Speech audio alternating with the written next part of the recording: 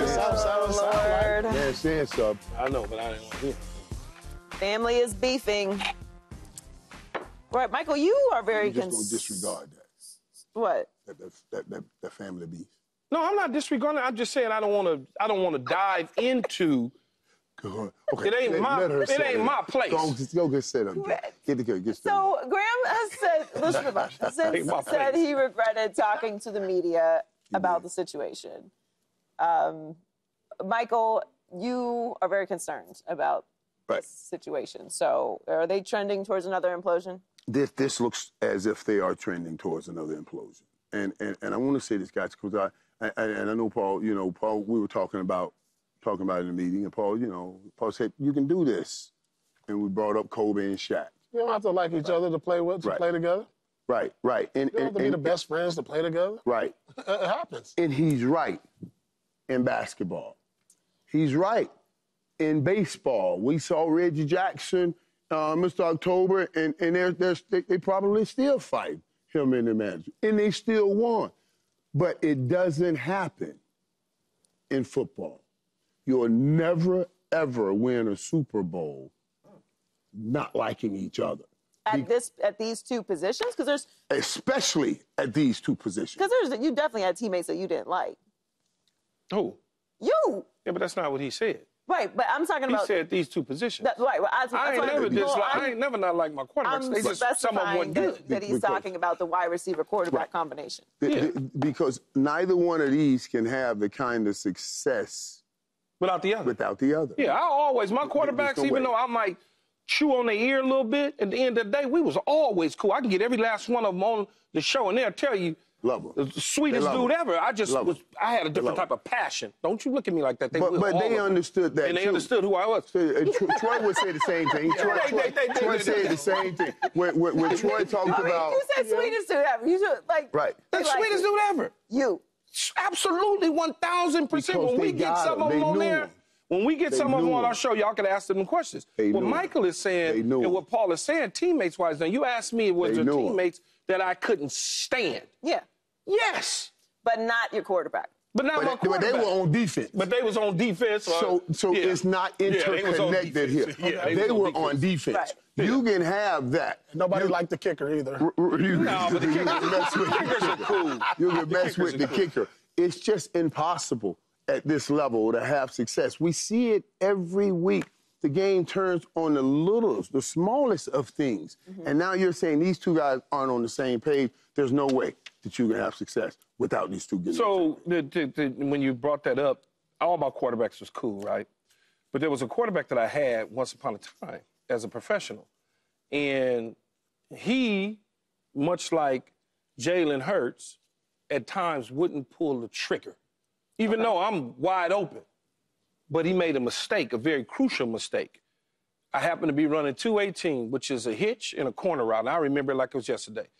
When the corner fluffs off and falls on the corner route, the safety's over the top, you throw the hitch right there in front of him. Right. You throw it. He's looking at me like I'm looking at you and Paul. He made a decision to throw that corner. He never played again. Parcells said, was you open right there? I said, what you think? He said, good, get warmed up, Foley. Dude never played again. Right. That happens because they get the personal feelings involved, and he got his personal feelings.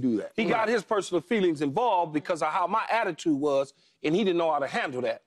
You know what I'm saying? So Jalen Hurts and A.J. Brown have got to figure out how to keep the family business, like Michael was saying to me early when we started the segment, in-house and work that stuff out because it can derail. That germ could seep into the team and derail that goal at the end of the year. Although they're winning still, where last year you could see it starting to, it was telling off, but Saquon Barkley is helping a lot of it because he can go for 200 yards any day. And the defense was awful last year, so maybe they can weather the storm for the rest of the year because they're a better team. But you don't want this is chaotic. What do you mean? Brandon Graham's openly talking about their relationship. Like this is not like either. And we already saw A.J. Brown. Somebody's feelings. And why did AJ? Because we're talking about him going to Jalen Hurts.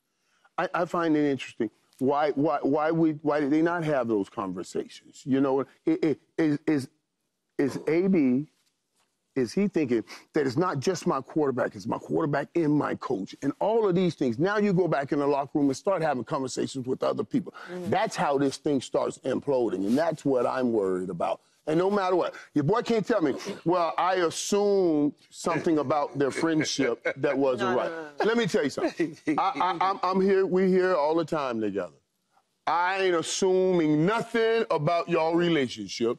I know how every one of your relationships are because I see it every day. He sees it every day. Joy. So that's not fair to say he assumes anything. He knows, and we spoke the truth. And this thing, he's on defense. Remember you? Yeah, he's on defense. So he's just speaking the truth about his offense. So, hey, man, I just need them fellas to talk it out and get it together so they don't mess this thing up. And it might be a hard thing to talk out and get together because it's something that occurred a year ago. Right. That was fractured, and then you're still trying to overcome that. Typically, when you have a fractured relationship with whoever, somebody's got to go. But those two pieces are so valuable to the Philadelphia Eagles, they've got to figure out how to make it work. But is this a football thing? Like, seriously, like, is he mad because of not getting the ball? Because when you see, I look at it, they were friends, but things have changed. Right. Man, don't ask me all this stuff, man. I'm not investigating. It is a good point by Paul because he's not talking about, Brandon is not talking about things on the field. He is talking about a personal. Right. Is this something personal? Correct. Yeah. Like, if you're asking me. Like, that's what I'm saying. Like, can this, is this solvable? Is this solvable? Well, it depends on how you feel. It can be solvable. It depends on how you feel internally. But let's take the information given because that's all we can do. I'm taking the information. But the information he also said was, one is trying. 11 has to be more acceptable of what one is trying. But it's very difficult, Michael. If one hurt 11. I didn't say that. I'm just saying. I don't know. I'm just saying. But if one hurt 11, then it's not up to Brandon to tell 11 that he should be. No, absolutely. That's why they got to work out together. Right, and I'm with that. I'm with that. Subscribe here to get the latest from Speak, and go watch a few segments from our other shows on FS1.